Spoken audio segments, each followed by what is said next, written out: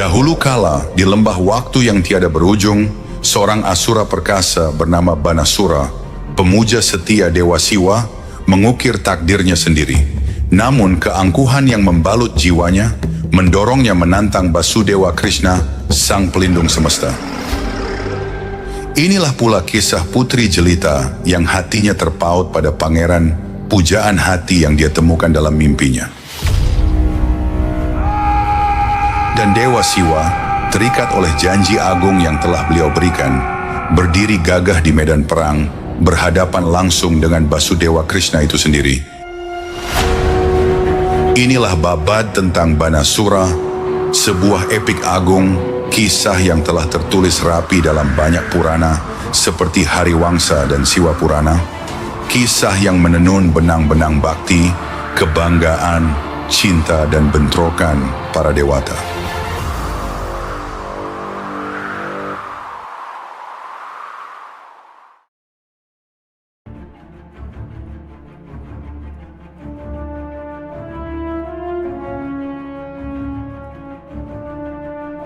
Di sebuah jagat raya yang membentang luas, bertahtalah sebuah kerajaan bernama Shonitapura. Di sanalah bersemayam seorang raja Asura yang maha perkasa, dialah Banasura. Namanya menggema bukan hanya karena kekuatannya yang tak terhingga dan keberaniannya yang tak tertandingi, melainkan juga karena kekejaman dan kekebalannya dari segala mara bahaya. Ia ditakuti oleh siapapun di seluruh penjuru bumi. Begitu dahsyat kuasanya, sehingga bayangannya sekalipun mampu membuat singgasana para raja bergetar hebat. Bahkan para dewa pun disergap gentar yang mendalam mendengar namanya disebut. Kerajaan Banasura begitu luas, pengaruhnya begitu merajalela, tak seorang pun berani menantang keagungannya. Satu pandangan pada Banasura sudah cukup untuk mengukur kedigdayaan tiada tara yang dimilikinya. Tubuhnya menjulang tinggi, sorot matanya menembus jiwa, dan sikapnya yang senantiasa siaga berperang, tak menyisakan ragu sedikit pun akan kekuatannya. Namun Banasura tidak hanya tersohor karena kekuatan dan keberaniannya. Ia juga dikenal luas karena kesetiaannya yang tak tergoyahkan kepada Dewa Siwa. Ia teguh meyakini bahwa dengan anugerah Dewa Siwa, kekuatannya akan menjadi abadi, tak terkalahkan. Keyakinan inilah yang mendorongnya untuk mengikrarkan sebuah sumpah yang luar biasa, sebuah tapa brata demi meraih kemuliaan yang tiada tara. Bertekad untuk memenuhi hasratnya dan meraih anugerah dari Dewa Siwa, Banasura memulai tapa brata yang sangat berat, berlangsung selama 12 tahun lamanya. Jauh di dalam hutan belantara yang gelap, di tengah kondisi yang keras dan tak bersahabat, ia membenamkan diri dalam pengabdian diri yang luar biasa. Siang dan malam ia bermeditasi, memusatkan pikirannya hanya pada Dewa Siwa, meninggalkan segala bentuk makanan dan minuman. Hanya satu tujuan yang membara di matanya, untuk menyenangkan Sang Mahadewa. Hutan itu diselimuti keheningan, hanya sesekali pecah oleh gema doa-doa Banasura yang begitu khusyuk. Tapa beratanya begitu dahsyat, bahkan para dewa pun terheran-heran oleh pengabdiannya. Waktu terus berlalu, namun kesetiaan dan laku tapa Banasura tetap tak tergoyahkan. Semangat dalam tapanya menciptakan energi yang menyebar ke seluruh jagat raya, seolah bumi, langit, dan semesta itu sendiri bergetar menyambut pengabdiannya yang mendalam. Begitu dalam dan tulusnya tapa brata Banasura, hingga akhirnya Dewa Siwa berkenan kepadanya. Ketika Dewa Siwa menampakkan diri di hadapannya, cahaya ilahi menerangi sekeliling, dan sang dewa memberkahi Banasura dengan janji sebuah anugerah. Banasura memohon bukan satu, melainkan dua anugerah dari Dewa Siwa. Pertama, ia menginginkan kekuatan 1000 tangan, dengan setiap tangan memiliki kekuatan 1000 gajah. Kedua, ia meminta Dewa Siwa untuk berjanji bahwa kapanpun ia menghadapi bahaya, sang dewa sendiri akan datang membantunya. Dewa Siwa yang terharu oleh pengabdian Banasura mengabulkan kedua permintaannya. Pada saat itu juga, Banasura mengalami perubahan yang luar biasa. Dari bahunya, 1000 lengan mencuat, masing-masing dipenuhi kekuatan yang tiada tara, menjadikannya nyaris tak terkalahkan. Kekuatannya kini melampaui batas biasa. Dengan anugerah ini, Banasura menjadi penguasa kekuatan tanpa batas. Kekejaman dan dominasinya mengambil wujud yang lebih menakutkan saat ia menggunakan kekuatan barunya untuk memaksakan kehendak atas raja-raja, para dewa, dan seluruh alam semesta. Namun di balik keperkasaan dan tirani Banasura, tersimpan sebuah sisi lain yang lembut, sebuah sisi yang hanya terungkap pada putri semata wayangnya, Usha.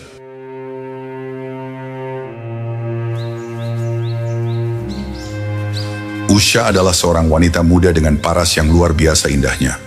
Mata besarnya yang bercahaya dan senyum lembutnya membuatnya berbeda dari putri-putri lain. Kerendahan hati dan kecerdasannya membuatnya dicintai di kerajaannya.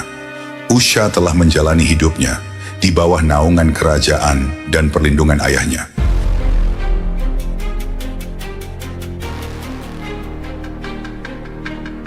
Namun suatu hari, takdir berkehendak lain. Sesuatu terjadi yang mengubah segalanya. Suatu malam, saat ia terlelap dalam tidurnya, Usha bermimpi tentang seorang pemuda yang sangat tampan. Ia bersinar dan agung, seolah-olah ia adalah penjelmaan seorang dewa. Gambaran pemuda itu meninggalkan kesan yang begitu mendalam di hati Usha, hingga hatinya terpikat, jiwanya tak dapat ia pungkiri. Ketika pagi tiba, hati Usha gelisah. Ia merasa resah, terus-menerus memikirkan pemuda yang dilihatnya dalam mimpinya. Ia tidak mengerti siapa pemuda itu, atau mengapa ia meninggalkan kesan yang begitu mendalam padanya. Namun satu hal yang pasti, Usha kini sangat tertarik padanya. Tak bisa melupakan bayangan pria dari mimpinya. Usha menjadi semakin gundah, memikirkannya setiap saat. Melihat kegelisahannya, sahabat karibnya, Citralekha, bertanya apa gerangan yang terjadi. Citralekha bukan hanya sahabat terdekat Usha, tetapi juga seorang seniman terampil, yang hasil karyanya seolah-olah hidup. Ketika Usha menceritakan mimpinya kepada Citralekha, Citralekha memutuskan untuk menggunakan bakat seninya untuk membantu sahabatnya. Ia meminta Usha untuk menggambarkan pemuda yang dilihatnya dalam mimpinya. Perlahan dan hati-hati, Usha menggambarkan setiap detail penampilannya. Mata bersinar, wajah tampan, dan pembawaannya yang agung. Dengan kemahirannya, Citralekha melukis banyak rupa dan mempersembahkannya kepada Usha, menampilkan pemuda-pemuda dari garis keturunan Wangsa Yadawa. Usha memeriksanya satu persatu, tetapi tak satu pun menyerupai pria yang dilihatnya dalam mimpinya. Akhirnya, Citralekha melukis satu rupa lagi. Saat ia meletakkannya di hadapan Usha, mata Usha berbinar. Detak jantungnya semakin cepat, dan ia berseru dengan gembira. Inilah dia, inilah yang kulihat dalam mimpiku. Pemuda itu tak lain adalah Aniruddha, cucu dari Basudewa Krishna. Hati Usha kini sangat terhubung dengan bayangan itu. Ia yakin bahwa mimpinya bukan sekadar khayalan, melainkan sebuah isyarat suci dari para dewa. Usha diliputi kerinduan akan kekasih impiannya, Aniruddha. Dia membagikan kesulitannya kepada Citralekha. Citralekha, yang bukan hanya seniman luar biasa, tetapi juga mahir dalam laku yoga dan ilmu tantra, siap melakukan apa saja untuk membantu sahabatnya. Dengan kekuatan yoganya, ia memutuskan untuk membantu Usha dalam pencariannya untuk bersatu dengan Aniruddha. Citralekha menggunakan meditasi dan kekuatan mistisnya untuk menemukan bahwa Aniruddha adalah cucu Basudewa Krishna dan tinggal di istana kerajaan Dwaraka. Pribadi dan kekuatan Aniruddha melambangkan kebanggaan dinasti Wangsa Yadawa. Namun cinta ini kini telah menjadi pendorong utama bagi Usha dan Citralekha untuk mengatasi segala rintangan. Suatu malam, ketika istana Dwaraka terlelap dalam tidur nyenyak, Citralekha menggunakan kemampuan yoginya. Melalui meditasi dan laku tantra, ia membuat dirinya tak kasat mata. Dengan ilmunya, ia membungkus Aniruddha dalam selimut ketiadaan, membawanya melintasi angkasa dalam tidur lelap, lalu memasuki istana kerajaan Shonitapura tanpa diketahui. Ketika Aniruddha tiba di Shonitapura, hati Usha meluap dengan kegembiraan. Melihat kekasih impiannya di hadapannya, ia diliputi haru yang tak terkira. Namun, bagi Aniruddha, ini semua tak terduga. Saat ia sadar, ia tak bisa memahami bagaimana ia telah dibawa begitu jauh dari Dwaraka. Usha mengabdikan diri sepenuhnya kepada Aniruddha. Ia memberinya busana mewah, rangkaian bunga-bunga harum, dan hidangan lezat. Setiap tindakannya mencerminkan cinta dan pengabdiannya yang mendalam. Ia mengerahkan setiap upaya untuk memastikan kebahagiaan Aniruddha. Saat Aniruddha menyadari bahwa ia adalah pusat dari cinta dan pengabdian Usha yang tak tergoyahkan, hatinya melunak. Penghormatan dan ketulusan di mata Usha menariknya tanpa bisa ditolak. Kasih sayang yang dalam dan tak terucap untuk Usha mulai bersemi di dalam dirinya, dan ia pun jatuh cinta padanya. Usha memiliki kekasihnya di kamar pribadinya, sepenuhnya sadar bahwa tindakan ini akan mengharuskannya melanggar sumpah kesuciannya. Namun, cintanya begitu mendalam, sehingga ia memutuskan untuk melanggar sumpah ini. Ikatan di antara mereka kini unik, tak hanya ikatan raga, tetapi juga ikatan jiwa dan batin yang mendalam.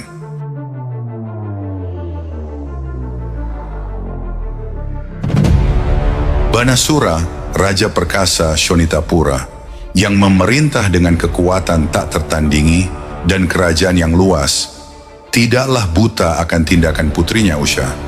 Ia tahu bahwa putrinya menyimpan cinta yang mendalam untuk seseorang, tetapi ia belum dapat mengetahui siapa yang telah merebut hatinya. Ketika ia menerima kabar tentang pertemuan rahasia Usha dan Aniruddha, hatinya dipenuhi amarah yang membara. Suatu hari, Banasura menyerbu ke kamar Usha. Ia curiga ada sesuatu yang tidak beres antara putrinya dan kekasih misterius. Dan kecurigaannya terbukti benar ketika ia melihat Usha dan Aniruddha tengah bermain sebuah permainan kuno, tertawa dan tenggelam dalam cinta. Kilauan cinta di wajah Usha tak tertahankan bagi Banasura. Marah membara, ia menerobos masuk ke dalam ruangan. Dengan mantra pengikat mistis bernama Waruna Bandhan, sebuah kekuatan yang tak terlukiskan, Banasura menangkap Aniruddha. Mantra ini begitu dahsyat sehingga membuat kekuatan Aniruddha tak berdaya. Ia tak bisa bergerak seinci pun dan ditawan oleh Banasura. Menyaksikan ini, mata Usha berurai air mata. Hatinya hancur berkeping-keping. Dunia seolah runtuh di hadapan matanya. Ia menyadari bahwa cinta murninya kini telah mencapai titik bahaya. Pikiran Usha dipenuhi dengan duka yang mendalam. Ia bertanya-tanya, apakah ini adalah akhir dari cintanya? Akankah kekasihnya Aniruddha bisa bebas kembali? Banasura menahan Aniruddha sebagai tawanan selama sebulan, merencanakan untuk menggunakan kekuatannya yang luar biasa untuk menghancurkannya. Ketika kabar penawanan Aniruddha mencapai Resi Narada, pertapa bijak yang menjadi utusan antara dewa dan manusia, ia memutuskan untuk bertindak cepat. Setelah mendengar insiden tersebut, Narada Muni segera berangkat ke Dwaraka. Lalu ia memberitahu Basudewa Krishna dan para Yadawa bahwa Aniruddha telah dipenjara di Shonitapura. Maka, inilah bagian pertama dari kisah epik Banasura. Kami akan segera kembali dengan bagian selanjutnya, di mana kita akan menjelajahi bagaimana pasukan Basudewa Krishna maju untuk menyelamatkan Aniruddha, menyulut perang besar melawan kekuatan dahsyat Banasura, dan bagaimana Dewa Siwa sendiri akan memasuki medan perang untuk melindungi pemuja setianya dalam sebuah pertempuran yang akan mengguncang 3 alam. Terima kasih telah bergabung bersama kami dalam babat agung ini. Tetaplah bersama kami untuk kelanjutan kisah legendaris ini.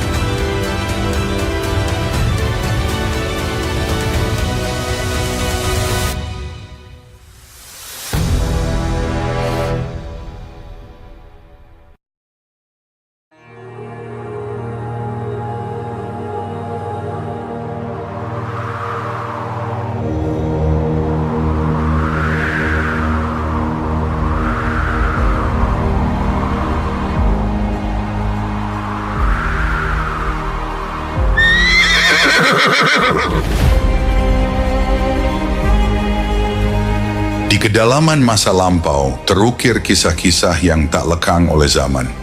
Kisah tentang kekuatan yang melampaui batas, cinta yang menembus takdir, dan pertarungan para dewa yang menggetarkan semesta. Hari ini, mari kita buka kembali lembaran yang terlupakan itu. Siapkan dirimu, karena kita akan melanjutkan perjalanan ke Shonitapura, tempat di mana seorang raja perkasa bertangan 1000 akan menghadapi ujian terberatnya. Inilah kisah Banasura.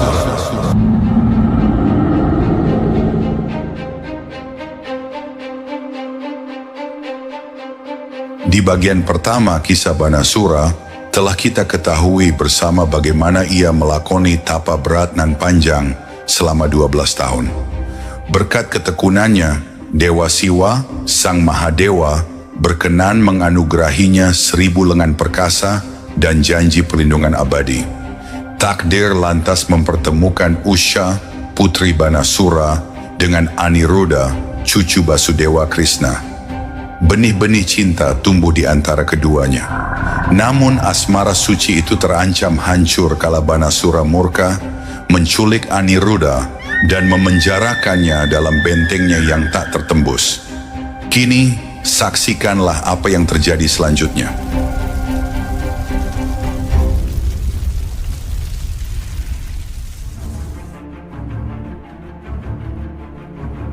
Kabar penawanan Aniruddha oleh Banasura seketika mengguncang Dwarka. Kedatangan Resi Narada membawa kegelisahan mendalam di sanubari para pemimpin Yadawa dan keluarga besar Basudewa Krishna. Aniruddha, cucu kesayangan Krishna dan ksatria pilihan dari klan Vrishni, kini terenggut dari pelukan mereka. Ini bukan sekadar persoalan asmara pribadi, melainkan telah menjadi noda pada harga diri dan kehormatan kerajaan sebesar Dwaraka.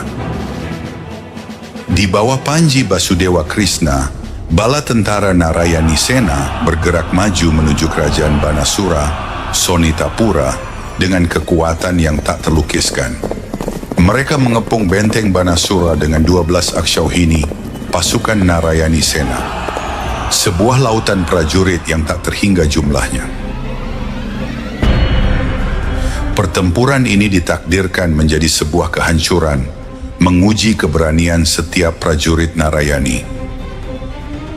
Pasukan Yadawa mengepung benteng Banasura, menyegel setiap jengkal kerajaan dari segala penjuru. Kekaisaran Banasura yang selama ini dianggap tak tertembus, kini bagai seekor naga yang terjerat jaring. Akan tetapi Banasura, seorang raja maha perkasa dan pemuja setia Dewa Siwa, melancarkan serangan balik yang begitu mengerikan. Ia mengumpulkan laskar Asura dan menghantam pasukan Yadawa dengan gempuran dahsyat. Dengan kekuatan 1000 lengan yang diberkahi oleh Dewa Siwa, setiap tangannya bagai memiliki tenaga 1000 gajah, menjadikan Banasura bak badai yang tak dapat dihentikan.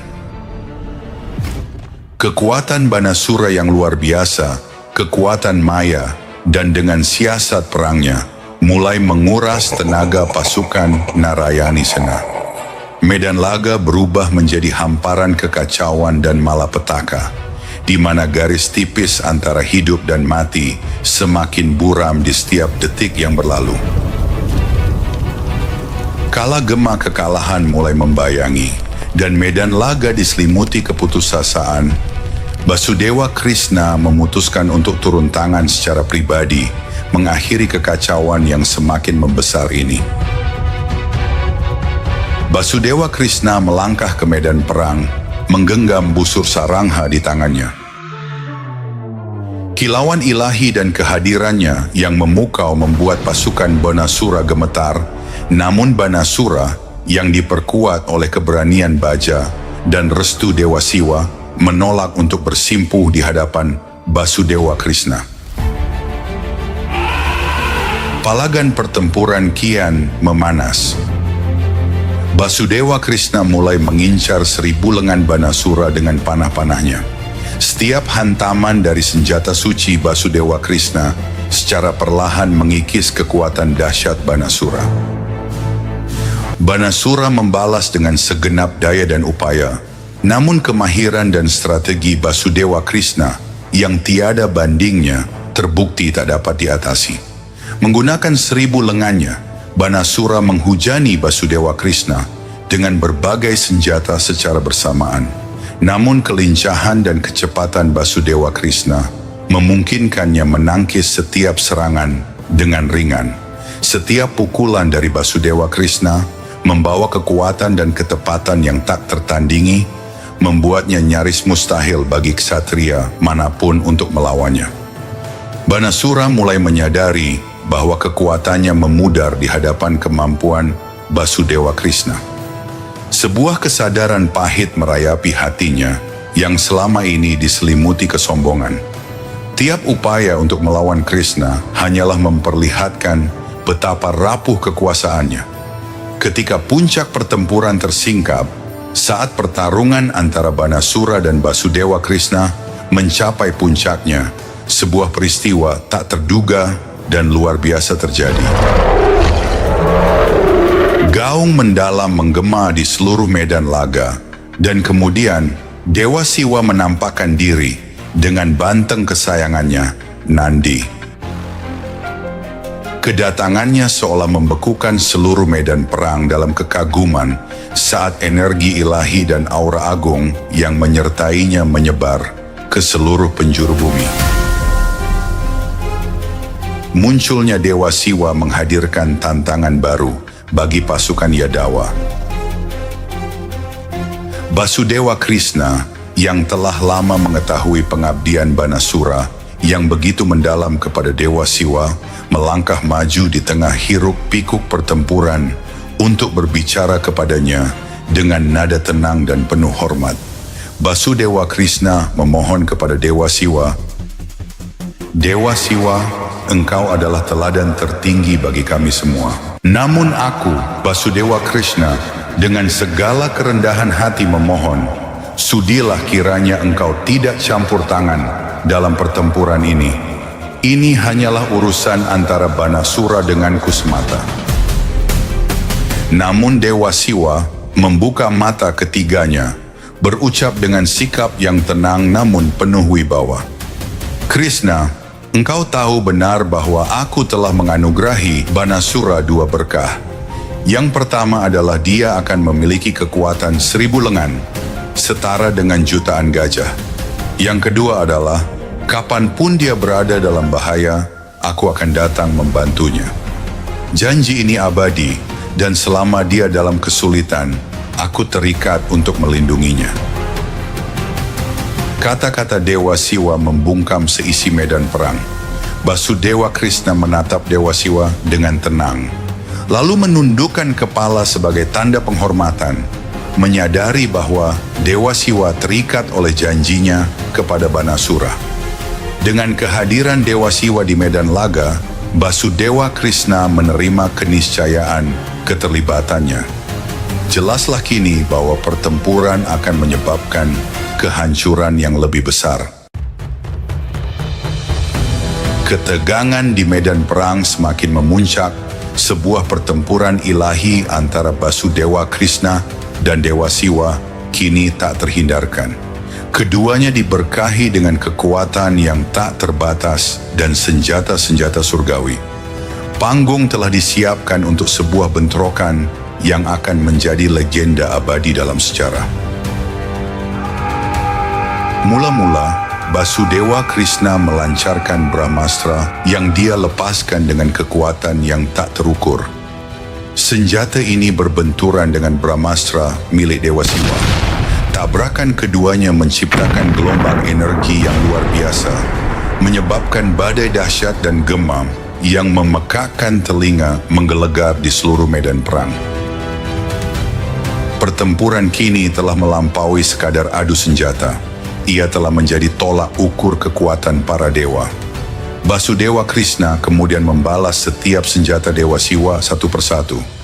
Ketika Dewa Siwa memanggil Wayawastra, Basudewa Krishna membalas dengan Parwatastra yang diresapi dengan kekuatan gunung, sepenuhnya menetralkan senjata Dewa Siwa. Berikutnya, Dewa Siwa menyerang dengan Agniastra, kekuatan api yang membakar. Untuk menandinginya, Basudewa Krishna menggunakan Warunastra yang memadamkan nyala api dan menenangkan bara dahsyat di medan perang. Paling monumental terjadi ketika Basudewa Krishna melepaskan Narayanastra, senjata pusaka Dewa Wisnu, melawan Pasupatastra milik Dewa Siwa, yang dikenal sebagai senjata paling ampuh dari sang penghancur. Narayanastra menghadapi Pasupatastra dengan kekuatan yang tak tertandingi, dan tabrakan mereka terasa hingga ke alam surga. Kilatan petir dan gelombang energi memancar ke segala arah, membuat medan perang semakin mencekam dan mengerikan. Dalam pertempuran ini, senjata kedua dewa saling mengimbangi kekuatannya, menciptakan suasana mencekam yang belum pernah terjadi sebelumnya. Tak satu pun senjata yang mendominasi, karena Basudewa Krishna dan Dewa Siwa sama-sama mencurahkan kekuatan ilahi mereka ke dalam pertempuran.